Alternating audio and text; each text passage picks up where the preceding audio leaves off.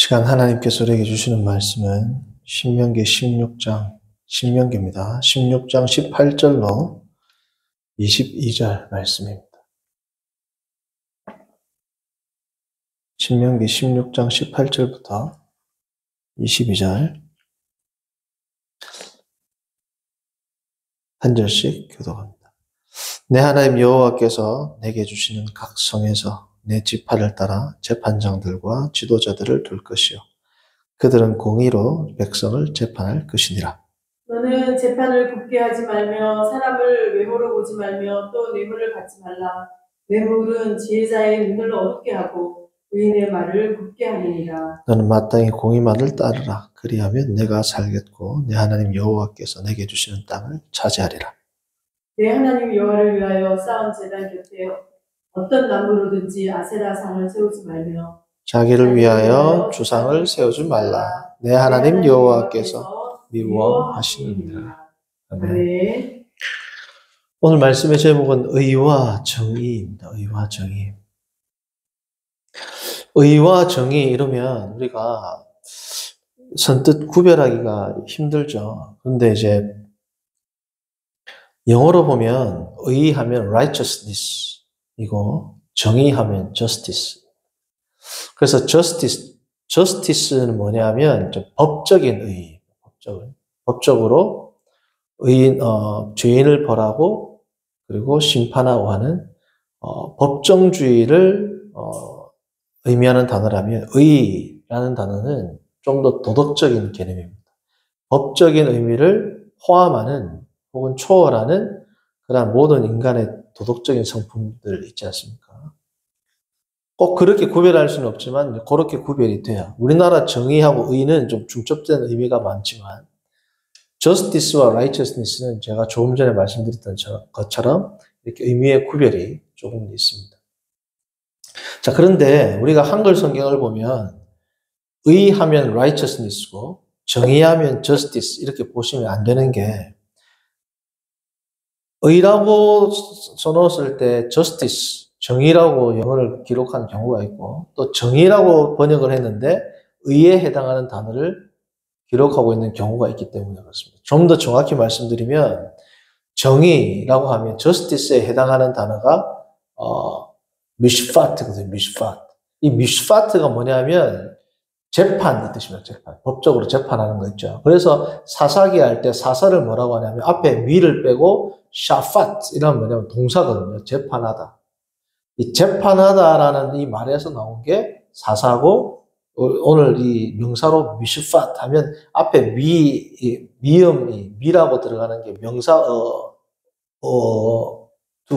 그러니까 명사로 만들기 위한 적두사거든요. 그러니까 미슈파트 하면 뭐라고요? 재판입니다. 재판. justice. 한글로 하면 정의.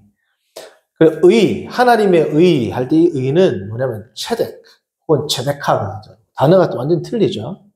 물론 이제 성경을 보면 이 두 개가 항상 같이 나오기 때문에 중첩적으로 사용되는 경우가 있지만 엄밀히 말하자면 조금 구별이 되는 게 미슈파트 하면 뭐예요? 법적으로 이제 정의를 세우는 것이고 체덱 혹은 체데카 하면 하나님의 의로운 성품과 같이 좀 더 도덕적인 측면을 강조한 의미라고 보시면 됩니다. 자, 이걸 제가 왜 이렇게 말씀을 드리냐면 그래서 오늘날에 이제 혹자는 이 두 의미를 사회학적인 의미를 가져와 가지고 justice는 뭐하고 관계됐냐면 equality 그리고 righteousness는 equity랑 관계가 있다라고 이야기합니다. 자, equality는 뭐냐면 이런 겁니다. 모든 사람이 법적으로 모든 사람에게 지위를 막론하고 재산을 막론하고 공평하게 재판을 해야 되죠. 그게 equality입니다. equal, 같다라는 거잖아요. 그래서 이거를 잘 보여주는 게 이제 그림이 있는데 야구장에서 야구를 봐야 돼요. 야구를 봐야 되는데 키가 작은 사람이든 큰 사람이든 모든 사람에게 상자를 하나씩 밑에 놓아줘가지고 이렇게 올려다 볼 수 있도록 하는 게 뭐예요? 그게 equality입니다. 똑같이 적용한다는 거예요. 자, 그런데 키가 작은 사람은 상자를 하나만 놔가지고 볼 수 있을까요? 없을까요? 그러니까 키 큰 사람에게는 상자가 필요가 없겠죠. 그 상자를 빼가지고 키가 작은 사람에게는 2개 넣어주고 조금 큰 사람에게는 하나만 넣어도 볼 수 있고 약간 이렇게 분배를 조정해 주는 거 있죠. 그것을 equity라고 한단 말이죠. 그러니까 성경학자들 가운데서 justice는 equality에 해당하고 법적인 거니까 동일하게 하는 거고 그리고 그러니까 미슈팟 혹은 justice는 equality에 해당하는 거고 혹은 의 혹은 righteousness 혹은 체데카는 모든 사람에게 공평한 상자를 가장 작은 자에게는 뭐 2개 놔주고 조금 큰 사람에게는 하나 놔주고 이러한 공평한 분배에 대한 의미가 의다 혹은 equity다 이렇게 이제 주장하는 사람들도 있습니다. 그런데 약간 복잡하긴 하지만 추려보면 간단하죠. equality는 완전히 동일하게 대하는 것이고 평등하게 대하는 것이고 이 equity는 상황에 따라서 적절하게 분배를 해주는 그러한 의를 의미한다는 겁니다. 그런데 성경에서 이렇게 사용됐을 가능성이 있을까요, 없을까요? 성경에서 이런 뜻으로 거의 거의 이렇게 사용되지 않다라고 생각을 하면 됩니다. 왜냐하면 이러한 사회학적인 정교한 개념이 당시 3,000년 전, 4,000년 전에 있을까요? 없단 말이에요, 정교하고. 그냥 공평하게 대하고, 이롭게 대하고, 이런 거지. 물론, 이퀄리티와 에쿼티에 대한 사상은 있었겠지만, 그걸 정교하게 나누어 놓지 않는단 말이죠, 단어로. 그렇지 않겠습니까? 3, 4,000년 전에 이렇게 정교한 사회학적 개념이 정립됐을 리가 없단 말이죠. 자, 그러면 성경에서 의 혹은 정의는 한글에서 번역을 할 때 2개를 혼용해서 번역을 한다고 말씀드렸지 않습니까? 그 이유가 있습니다. 왜냐하면 두 단어가 같이 사용되는 경우도 많고, 그리고 중첩돼서 같이 많이 나오는 경우가 있단 말이죠. 그러나 엄밀하게 말하면 영어로 justice로 번역한 미슈파트는 영어 성경에는 거의 justice로 동일하게 번역을 하거든요. 한글은 혼용하지만. 그리고 righteousness는 뭐에 대한 번역을 하고요? 체덱에 대한 번역입니다. 근데 성경에서는 이 2 단어의 의미가 완전히 구분되는 건 아니지만 구별이 돼야. 어떻게 구별이 되냐면 오늘 살펴보겠습니다. 구별이 되는 동시에 성경에서 또 다시 같이 사용되는 이유를 한번 살펴보겠습니다. 자, 다시 말씀드리면 justice와 righteousness 혹은 정의와 의가 히브리어는 구별이 된다 안 된다? 구별이 되거든요. 구별이 됨에도 불구하고 같은 문맥에서 많이 사용되는 경우가 많다. 그것을 살펴보겠다는 겁니다. 자, 구별되는 의미와 공통된 의미를 살펴보는 게 오늘 설교의 내용이 됩니다. 자, 이게 왜 중요하냐면 한번 보겠습니다.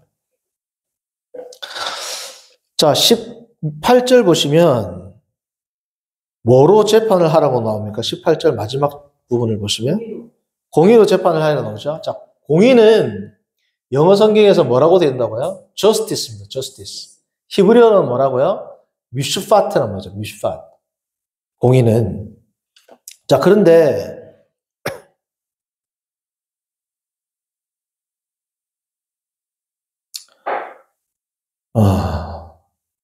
네, 그렇습니다. 자, 공의는 미슈파트인데 자, 20절에는 뭐예요? 또 뭘 따르라? 공의만을 따르라. 자, 여기에는 공의가 뭐냐고, 어떤 단어가 쓰이냐면, 체데크가 쓰여 있습니다. 체데카. 그러니까 원래는 정확하게 번역하려면 의라고 번역해야 되겠죠. 영어 성경은 위에는 justice고 밑에는 righteousness라고 되어 있거든요. 근데 한글 성경은 같은 단어로 쓴 겁니다, 그냥. 자, 그러면 18절에는 뭐라고요? 좀 법적인 의미고, 20절에 나오는 이 공의는 어떤 의미입니까? 성품적이고 도덕적인 의란 말이죠. 자, 그런데 어떻게 다르냐? 좀 먼저 봅니다. 18절에 나오는 공의, 20절에 나오는 공의, 이게 잘 구별이 안 되는 이유는 같은 단어로 써서 그렇고, 첫 번째는. 두 번째는 18절부터 22절을 어떻게 보는지 혼동을 가져와서 그래요. 자, 보시면 대개 18, 19, 20절을 한 묶음으로 보겠죠. 내 하나님 여호와께서 내게 주시는 각 성에서 내 지파를 따라 재판장들과 지도자들을 둘 것이요 그들은 공의로 백성을 재판할지니라. 너는 재판을 굽게 하지 말며 사람을 외모로 보지 말며 또 뇌물을 받지 말라. 뇌물은 지혜자의 눈을 어둡게 하고 의인의 말을 굽게 하느니라. 너는 마땅히 공면을 따르라. 그리하면 내가 살겠고 내 하나님 여호와께서 주시는 땅을 차지하리라. 여기까지 한 달락으로 본단 말이죠. 그러니까 18절 뒤에 동그라미를 해놓고 21절 뒤에도 동그라미 있죠. 이렇게 단락을 구별하게 돼 있잖아요. 그래서 18절부터 20절까지를 한 단락으로 보고 21절, 22절을 한 단락으로 본단 말이죠. 21절, 22절 그리고 17장 1절까지를 한 묶음으로 본단 말이죠. 왜냐하면 동그라미가 그렇게 써 있잖아요. 그렇죠? 자, 그런데 이렇게 이분법적으로 보면 이게 안 풀립니다. 이렇게 보면 어떻게 보는 게 맞냐면 18절, 19절을 한 단락으로 보고 그리고 20절, 21절, 22절 그리고 17장 1절 아니면 그냥 22절까지를 같이 보고 그래서 18절, 19절을 한 단락으로 보고 20절, 21절, 22절을 한 단락으로 보는 게 좀 더 낫다라는 거. 좀 더 낫다라는 거. 그 이유가 있어요. 이제 한번 살펴보겠습니다.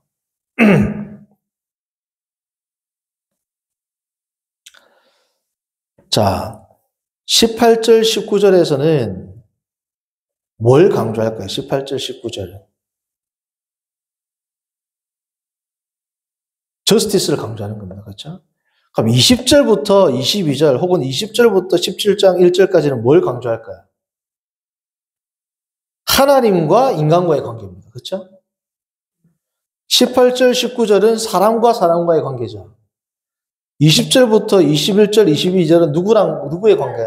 하나님의 관계죠. 자, 보세요. 그러면 18절, 19절은 인간 세상에서 이 소사이어티, 이 사회에서 어떻게 재판할 것인지에 대한 소위 말하는 내 이웃을 내 몸과 같이 사랑하라. 이것과 관계 있는 거고 20절, 21절, 22절은 뭐랑 관계 있는 겁니까? 하나님과 성도의 관계를 나타내는 겁니다. 그렇죠? 자, 그거를 확장시킨 게 뭐냐면 17장이에요. 17장 1절부터 7절까지는 뭐야? 하나님과 성도와의 관계입니다. 그죠? 보시면 17장 8절부터 11절까지는 누구와의 관계예요? 사람과 사람과의 관계입니다. 그러니까 대꾸하는 형식이란 말이죠. 16장 18절, 19절은 사람과의 관계. 20절부터 22절까지는 사람과 하나님과의 관계. 17장 1절부터 뭐예요? 7절까지는 또 사람과 하나님과의 관계. 17장 8절부터 11절까지는 사람과 사람과의 관계. 이해되셨죠? 자, 그래서 사람과 사람과의 관계를 A라고 하고 사람과 하나님과의 관계를 B라고 한다면 16장 18절부터 17장 11절까지는 A, B, B, A 이렇게 나옵니다. 사람과 사람과의 관계, 사람과 하나님과의 관계, 사람과 하나님과의 관계, 사람과 사람과의 관계 이렇게 딱 짝을 이루는 게 된단 말이죠. 자, 그러니까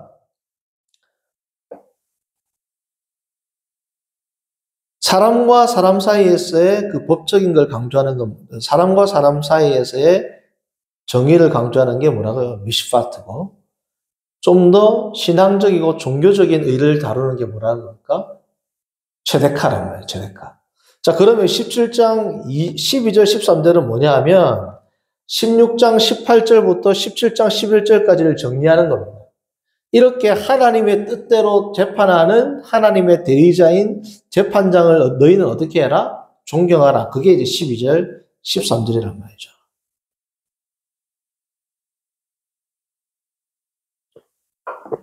자, 그렇기 때문에 정의와 의는 구별되는 동시에 공통분모가 있다, 없다?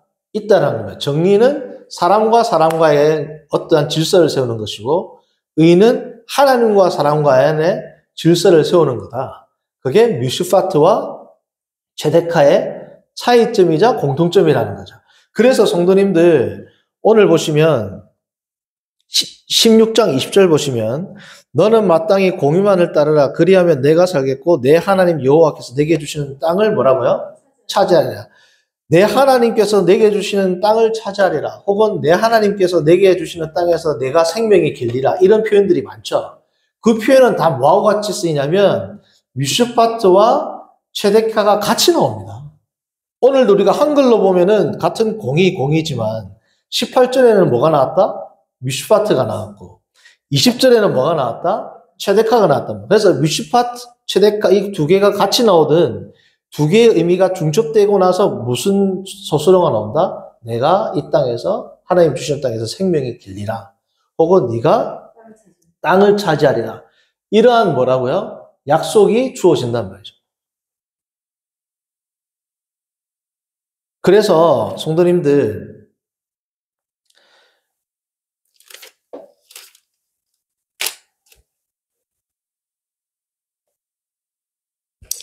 자, 그래서 이런 걸 보면 우리가 뭘 알 수 있냐면 미슈파트와 체데카 혹은 정의와 의는 구별되는 의미이지만 다시 말해서 하나님을 예배하는 성도의 다른 두 개의 기둥이지만 이 두 기둥 중에서 하나가 빠지면 건물이 세워질 수 있다 없다? 없다라는 겁니다. 그러니까 내가 여호와께서 주시는 땅을 차지하겠다. 혹은 내가 여호와께서 주시는 땅에서 생명이 길리라. 이 약속은 신약 성경으로 적용하자면 뭐예요? 천국 백성에서의 삶을 누린다는 거예요. 천국 백성으로서의 복에 참여한다는 겁니다. 자, 그러면 성도로서 하나님 나라의 복에 참여한다는 것은 전제 조건이 두 개라는 거예요. 무슨 조건이 있어야 된다는 겁니까? 인간 사회에서의 질서도 존중해야 되고 하나님과의 관계, 이게 종교적인 측면, 신앙적인 측면에서도 우리가 어떻게 존중을 해야 된다는 것을 의미하겠죠. 그래서 예전에는 20, 30년, 40년, 50년 전에 뭘 강조했어요? 교회 안에서의 예배만 강조했어요. 삶의 예배에 대해서는 좀 등한시했단 말이에요. 요즘에 또 반대로 뭘 너무 강조합니까? 삶을 강조한단 말이에요. 삶. 너무 삶을 강조하니까 예배에서 예를 들면 주일 성수에 대한 개념이라든지 정말 하나님 앞에서 진지하게 내는 헌금이라든지 기도회라든지 예전적인 의미에 참여하는 것에 대해서는 어떻게 해요? 별로 안 중요한 것처럼 이야기합니다. 이 두 개를 균형을 잘 맞춰야 된단 말이에요. 너무 예배 일면도에 예전적 예배만 강조하는 것도 잘못이지만 우리의 삶이 예배다라는 것만 강조해가지고 예전적인 예배에 대해서 등한히 할 수 있는 그러한 여지를 줘도 돼야 한다. 그래서 예수님께서 뭐라 그랬습니까? 서기관과 바리새인들을 비판하면서 11조를 내고 너희가 박해와 근처는 하나님께 드리지만 더 중요한 인애와 뭡니까? 공의는 버렸다. 그리고 나서 예수님께서 너희는 인애와 공의를만을 행하라 그랬습니까? 아니면 뭐라고 했어요? 이것도 하고 저것도 해라 그랬단 말이에요. 그죠? 그러니까 예전적인 예배를 우리가 열심히 드리고 거룩하게 드리는 이유는 삶에서 하나님의 예배를 삶의 현장 가운데 드리라는 거죠. 자, 그러면 반대로 예전적 예배가 무너졌는데 삶의 예배가 드려질 수 있을까요? 그걸 만약에 오케이라고 한다면 사실은 기독교가 필요가 없는 겁니다. 그렇지 않습니까? 예전적 예배가 무너짐에도 불구하고 삶에 있어서 내가 하나님을 예배할 수 있다라고 말한다면 그게 뭐냐면 종교다원주의고 그게 뭐냐면 가톨릭에서 말하는 구도자의 삶이란 말이에요. 예전적 예배가 없을지라도 예전적 예배가 등한이 될지라도 나는 구도자로서 하나님 뜻대로 실천하며 삶에서 하나님을 예배할 수 있다라고 말하는 것이라면 엄청난 위험이 뭐예요? 깔려 있습니다. 그렇게 되면 어떤 의미까지 되냐면 익명의 그리스도인 예전에 가톨릭 학자 중에서 칼 라너라는 발티안 바르트주의의 색채를 띤 가톨릭주의자가 쓴 책이 있단 말이죠. 익명의 그리스도인. 그게 뭐냐? 자기가 죽어봤더니 천국에 갔다는 겁니다. 자기는 그리스도인으로 안 살았는데 이 땅에서 예배를 안 드렸는데 천국에 있더래요. 왜요?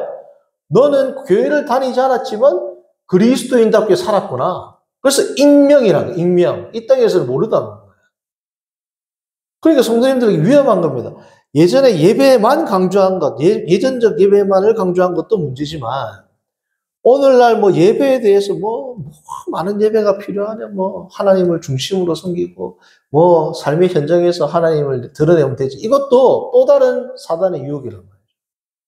그것을 인정하게 된다면, 좀 전 말씀드렸던 익명의 그리스도인, 보편 구원론, 이것과 어떻게 해요? 맞닿아 있는 겁니다. 그렇게 맞닿게 되면 어떤 문제가 생기느냐? 예전적 예배를 등한히하면서 삶의 예배만을 강조하면 어떻게 되냐? 제가 지금 이쪽을 오늘 강조하는 이유는 요즘 풍토가 이런 또 풍토란 말이죠. 한 3, 40년 전에는 예전적 예배만을 너무 강조했다면 요즘에는 뭘 강조해요? 삶의 예배를 많이 강조합니다. 삶의 예배를 많이 강조하니까 또 뭘 강조하냐면 교회 건물은 의미 없다. 이거 좀 같이 물려서 나와요. 교회 건물도 의미가 있어요, 없어요? 있죠. 제가 뭐 다음에 시간이 나면 설교를 하겠지만 교회 하면은 영어로 처치죠, 처치. 처치 그리고 congregation 두 개가 있습니다. 영어로는 혹은 assembly 이렇게 두 개가 있단 말이죠. 우리는 그게 별로 구별이 안 돼요. 교회 하면은 건물도 교회라고 부르고 성도의 모임도 교회라고 부르죠. 한글에서는 이 두 개를 같이 쓴단 말이야.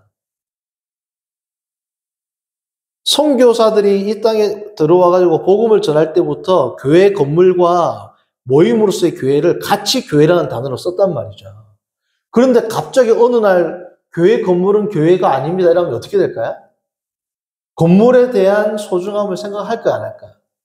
안 합니다. 그런데 지금은 간략히 제가 말씀을 드리지만 영어는 congregation 혹은 assembly하고 처치, 건물을 어떻게 해요? 구분을 어느 정도 한단 말이죠. 그런데 영어에서도 처치하면 교회 모임을 이야기할 때도 있습니다. 예배 드리러 간다 할 때 I go to church 하면 난 예배 드리러 간다는 거예요. 교회 건물 간다 이렇게 생각 안 하잖아요. 그렇죠? 자, 그러면 헬라어에서는 어떻게 되느냐? 마태복음에 나오는 에클레시아 있죠. 에클레시아. 내가 내 교회를 세우리니 할 때 에클레시아 있죠. 그거는 모임을 강조하는 단어가 맞아요. 교회. 근데 이 에클레시아를 영어로 번역할 때 뭐로 번역합니까? 처치라고 번역하거든요. 근데 이 처치라고 번역한 이 처치는 원래 헬라어 어디서 나왔냐면 큐리아케에서 나왔습니다. 큐리아케. 큐리아케는 뭐냐면 주님께 속한 신약성경 2번 나오거든요. 계시록하고 고린도전서에. 주의 성찬, 성찬식이 할 때 나오죠. 주의 성찬. 그리고 계시록 보면은 주의 날 나옵니다. 그래서 큐리아케가 뭐냐면 주님께 속한 이 뜻입니다. 근데 이 큐리아케를 독일어로 말하면 퀴르케입니다. 퀴르케. 영어로 하면 이게 뭐예요? 처치란 말이죠. 성도님들 CH 발음이 한글로 치읓 발음이 나는 경우도 있지만 키읔 발음 나는 경우도 있어요, 없어요? 코러스 할 때 CH죠? 코러스, 그죠? 그리고 성가대 할 때 콰이어 할 때도 CH죠? CH가 처치는 치읓 발음이지만 키읔 발음 날 때도 있어요, 없어요? 있죠? 처치의 어원은 어디냐면 큐리아케란 말이에요, 큐리아케. 큐리아케에서 독일어 키르케가 나왔고 그리고 영어 처치가 나왔단 말이죠. 자, 그러면 큐리아케가 어디에 쓰이느냐? 초대교회 때. 큐리아케, 큐리아콘. 큐리아케 하면 여성 명사고 큐리아콘 하면 남성 명사거든요. 큐리아케는 어디에 쓰이느냐? 교회 건물을 뭐라고 불렀다고요? 큐리아케로 불렀습니다. 교회 건물을. 그래서 이 교회 건물을 큐리아케로 불렀다는 것은 건물도 누구에게 속했다는 의미가 있었어요? 주님께 속한 예배하는 초소라는 뭐예요? 의미가 있었습니다. 그렇지 않습니까? 그러나 구약 시대처럼 교회가 완전히 무슨 성전인 것처럼 교회의 신성한 의미가 담겨 있지는 않지만 교회 건물을 의미할 때, 성도를 의미할 때는 에클레시아를 썼고 초대교회 때, 사도시대 때, 사도교회 세대를 지나서 초대교회 시대 때 성도들을 의미할 때는 에클레시아라는 단어를 썼고 성도들이 모여서 예배하는 그 예배 초소를 뭐라고 불렀다?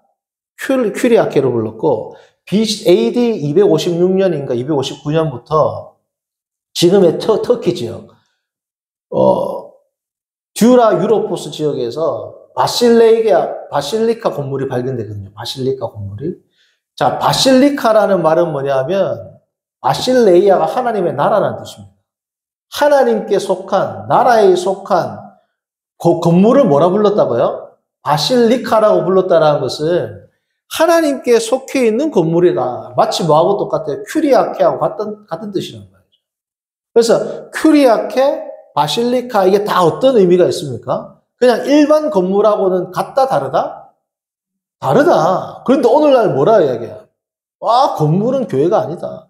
물론 교회가 아니죠. 사람이 아니죠. 모임이 아니죠. 건물은 건물이죠. 그러나 우리가 선교사님이 이 땅에 들어와 가지고는 성도도 교회라 부르고 건물도 교회라 불렀다. 아니, 오히려 건물을 교회라 불렀어요.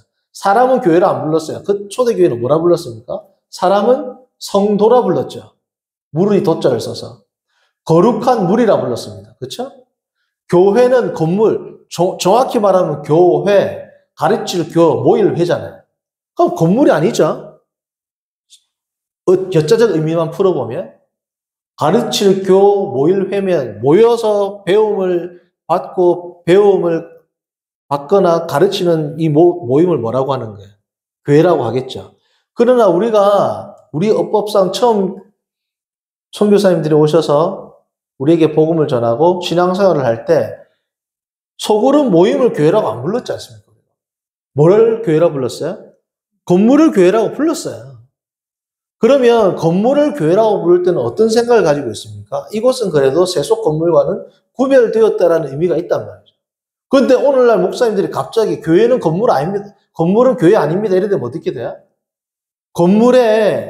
이 건물이 뭐 구약시대의 성전처럼 거룩한 장소는 아니지만 그러나 세상 모임과는 구별되었다는 의미에서는 거룩한 장소가 맞아요. 맞잖아요. 맞죠? 그 의미까지 없어진단 말이죠. 그렇지 않습니까? 특별하게 교회 건물을 구할 수 없거나 재정적인 여건이나 상황이나 아니면 교회 특징 때문에 교회 건물이 없는 경우는 있을 수 있어요. 그죠?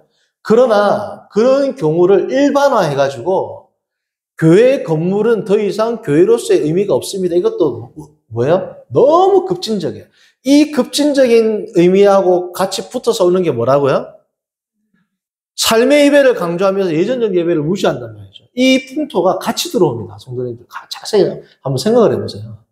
예전적 예배가 좀 등한이 되면서 뭐도 같이 등한이 된다? 교회 건물도 중요성이 떨어집니다. 근데 다시 말씀드리지만 교회 건물의 의원은 어디서? 이 처치의 의원은 어디서 왔어요? 큐리아케에서 왔습니다.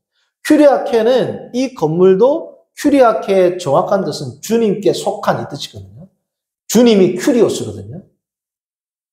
예수님은 우리의 주님을 할 때 큐리오스, 주님이 큐리오스잖아요. 이 큐리오스가 히브리어로 야훼입니다. 야훼. 그러니까 큐리오스의 형용사형이면 큐리아케예요. 주님께 속해 있다. 그럼 이 건물은 다른 건물하고 틀려야 달라요. 틀려야 같아요. 좀 다른 용도로 주님께 예배하는 용도로 쓰인다라고 해서 큐리아케를 붙였어요. 다른 건물하고는 틀리단 말이죠. 그런데 건물은 의미가 없습니다. 그럼 돼야 안 돼요? 안 된단 말이에요. 저도 예전에 외국에서 한인교회를 섬긴 적이 있습니다. 그러면 그때는 특수한 이유, 뭐 재정적인 이유라든지 특수한 이유 때문에 일주일에 6일은 혹은 5일 동안은 대학 강당으로 쓰고 나머지 이틀은 교회로 씁니다. 그러면 그런 경우는 특별한 경우죠. 그러나 이틀 동안 교회 건물로 성도를 예배하러 쓸 때는 그 건물은 뭐예요? 예배하기 위해서 사용되는 건물입니다. 그럼에도 불구하고 건물은 아무 하나님의 백성, 교회, 우리 모임이 중요하지 건물은 중요하지 않다라는 이 급진적인 이 가르침은 성경적인 가르침은 아닙니다. 합리적일지 몰라. 큐리아케, 더 나아가서 AD 256년부터 로마 시대에 바실리카로 불렸다. 바실리카의 의미는 뭐라고? 하나님 나라 할 때 바실레이아란 말이죠. 그 어원적인 의미에서 왔던 이 단어의 의미하고도 맞지 않아요. 더 나아가서 뭐하고 관계 있다? 삶의 예배를 강조하는 이 뭐예요? 다원주의적 구조 안에서의 가르침과도 괴를 같이 한단 말이죠. 자, 이게 극단적으로 나가니까 어떻게 돼요? 자, 삶의 예배가 무너지고, 삶의 예배만을 강조하고 예전적 예배가 좀 등한시되고, 교회 건물에 모이는 것도 교회 건물에 대한 중요성도 약해지고, 건물은 그냥 건물일 뿐이다. 성도님들, 건물이 건물일 뿐이면, 교회당이 재정적으로 어려우면, 월요일부터 금요일까지 나이트클럽으로 줘도 되겠네요. 극단적으로 이야기하자면. 건물은 의미가 없잖아요. 월요일부터 금요일까지는 나이트클럽이나 무슨 뭐 행사장으로 줬다가 술집으로 줬다가 주일날만 예배 드리면 되겠네요. 되겠습니까? 라고 할 수 있는 성도들이 있나요? 그러면 건물은 의미가 없다라고 말하면 안 되는 겁니다. 그렇지 않습니까? 자, 이런 문화가 흘러가면 어떻게 되냐면 오늘날 동성애를 지지하게 됩니다. 교회에서. 지지하는 사람들 있죠? 퀴어 신학에 대해서 정당성을 부여하는 교단들 나오죠? 지금 WCC, 그리고 한국 WCC 산하기관 다 뭐예요? 지금 동성애 지지하죠? 그 이유가 뭐냐? 자, 예전적 예배가 무너지죠. 삶의 예배만을 강조하게 되죠. 그러면 예전적 예배 없이도 구원받을 수 있다라는 그러한 뭐예요? 가능성도 생기죠. 자, 예전적 예배 없이도 구원받을 수 있다라는 것은 뭐냐면 성도의 삶을 통해서 하나님 앞에서 구원받을 수 있다라는 데까지 나아가죠. 자, 그러면 교리적으로 그리고 예전적으로 정통 교리에 있지 않아도 구원받을 수 있다까지도 나갈 수 있는 겁니다. 그렇지 않습니까? 정통 교리 뭐 이런 거 정통에 대한 가르침 필요 없고 어느 정도 우리가 생각할 때 우리의 기회에 맞는 대로 해석을 해도 구원과는 전혀 연관이 없다. 왜요? 이미 그런 사상이 쭉 깔려 들어온단 말이죠. 그러니까 성도님들 갑자기 퀴어 신학이 뻥 트지고 갑자기 보편 구원론이 뻥 트지고 하는 게 아니란 말이에요. 이거는 보편 구원론의 단초, WCC의 단초가 되는 칼바르트의 신학은 20세기 중반부터 판을 칩니다. 1900년 중반부터. 우리로 말하면 일제시대 때부터 판을 친단 말이죠. 그게 한 100년 지나니까 이제 신학으로 쫙 들어온단 말이에요. 100년 지나니까 교회 필드로 들어온단 말이죠. 보편 구원론, 뭐 퀴어 신학, 물론 칼바르트가 퀴어 신학을 말한 것은 아니지만 보편 구원론이라든지 퀴어 신학이라든지 이 모든 단초가 어디에 나오냐면 이미 칼바르트의 뭐예요? 교회학에 다 나온단 말이죠. 그러니까 WCC 1차 회의가 암스테르담에서 열리는데 그때 이미 칼바르트의 기조연설을 통해서 보편구원론에 대한 이야기를 하면서 1900년 중반대, 1940년 몇 년입니까? 정확하게 기억이 안 나요. 그때 이미 보편구원론에 대한 길이 열린단 말이에요. 이 보편구원론이 판을 치니까 교회에서는 예전적 예배가 안 중요합니다. 왜요? 다 구원받으니까. 그러니까 교회가 뭐 중심이 돼요? 교제 중심이 되고, 놀자 중심이 되고, 교회 음악도 CCM도 가요 비슷하게 되고, 이런 흐름이 쭉 나가오면서 몇십 년 지나니까 이제 어떻게 돼요? 동성애도 들어오고, 퀴어도 들어오고, 쭉쭉쭉 들어온단 말이죠. 사탄이 처음부터 그걸 쭉 들어오면 받아들일까요? 안 받아들일까요? 안 받아들입니다. 신학은 벌써 100년 전에 그걸 깔아놨다면 깔아놨. 100년 전에 그런 신학이 다 깔려 있습니다. 위르겐 몰트만, 칼 바르트. 그러한 신학이 쭉 깔려 있으면서 그 신학을 받아들이는데 처음에는 모르죠. 막 멋있고 좋은 말 같단 말이죠. 독서 조항이 신학 언급 밑에 저변에 깔려 있단 말이죠. 근데 그것을 모르고 쭉 공부하다가 목회자들이 그걸 이제 성도들에게 설교하고 그게 50년, 60년, 70년 되니까 지금은 70년 전에는 상상도 할 수 없었던 동성애 지지를 교회에서 하게 되고 퀴어 신학을 교회에서 신학이랍시고 이야기를 하게 되고 그러한 현상이 어떻게 오게 된다? 두 축 가운데 한 축이 무너지면 옵니다. 퀴어 신학을 인정하는 것, 동성애를 인정하는 것하고 교회는 건물이 아닙니다 하고는 전혀 다른 소리 같지만 신학의 뿌리로 들어가면 어떻다고요? 같은 뿌리에서 나온단 말이죠, 이게. 동성애를 인정하는 신학하고 삶의 예배를 강조하고 이전적 예배를 무시하는 신학하고 전혀 다르게 보이죠? 예전적인 예배보다 삶의 예배가 우선입니다. 이 말하고 동성애도 하나님의 뜻입니다. 성경에 동성애를 지지하는 본문도 있습니다라는 말하고는 전혀 다른 것 같잖아요. 그러나 뿌리로 들어가면 어떻다? 같은 거란 말이죠, 이게. 그런데 이거를 어떻습니까? 성도들이 잘 못 본단 말이죠. 그죠? 볼 수 있습니까? 심지어 목회자도 잘 못 본단 말이죠. 그래서 오직 성경, 오직 말씀으로 우리를 무장하지 않으면 어떻게 돼요? 다 무너집니다. 오늘 정의와 의도 마찬가지야. 하나님과의 관계가 무너지면 인간과의 이 사회의 질서도 무너집니다. 인간과 인간과의 사회 질서가 무너졌다는 것은 하나님의 관계에서도 뭐예요? 문제가 된다는 뜻이죠. 그러니까 성도님들, 다시금 강조하는 건 뭐냐면 예배만 강조하는 것도 잘못됐어요. 교회당 건물이 마치 뭐 예루살렘 성전인 것처럼 성전이라 부르는 것도 잘못됐습니다. 그러나 예전적인 예배를 무시하고 교회 건물을 무시하는 것도 그만큼 또 뭐예요? 잘못된 겁니다. 예전에 뭐 강대상 위에 아이들이 올라오지도 못하게 만든 것도 잘못됐지만 교회는 공동체다, 건물은 의미 없다 해가지고 애들이 막 뛰다니는 것도 문제가 돼야 안 돼요. 똑같이 문제가 된단 말이에요, 이게. 그래서 성도님들, 우리가 신앙생활을 하다 보면 중요한 게 뭐냐면 중도를 지키는 거예요, 중도. 철학에서는 이걸 중용이라 하죠. 그죠? 신앙에서는 뭐라고 합니까? 절제라고 합니다, 절제. 이 중도를 잘 지키는 게 결국은 신앙생활이고, 한쪽으로 치우친 바 되지 않고 균형 있게 신앙생활하는 저와 여러분들 되기를 바랍니다. 아멘. 거룩하신 하나님 아버지, 오늘은 신명기의 말씀을 통해 정의와 의의가 무엇인지를 살피고 하나님과의 관계와 또 인간과의 관계가 어떻게 연결되는지도 함께 살피게 하심을 감사합니다.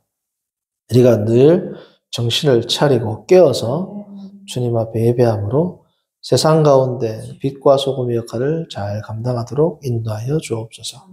예수님의 이름으로 기도합니다. 아멘.